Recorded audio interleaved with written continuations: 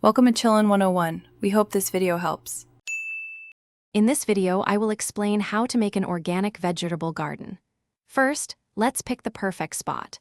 Look for an area that gets plenty of sunshine, ideally 6 hours or more each day. Good drainage is also key, so your plants don't sit in soggy soil. And think about how close it is to your water hose for easy watering. Now, let's get your soil ready. A simple soil test can tell you what nutrients are needed.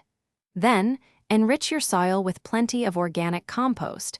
This makes a huge difference for healthy plants. Be sure to clear out any weeds or rocks completely before you start planting your garden. Time to plant. Select organic seeds or young plants that thrive in your local climate.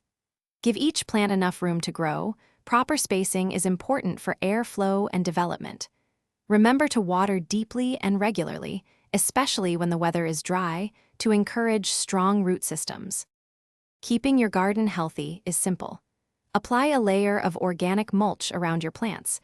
It helps keep moisture in and weeds down. Keep an eye out for any pests and use natural, organic solutions to manage them. And don't forget to harvest your delicious vegetables often to encourage new growth.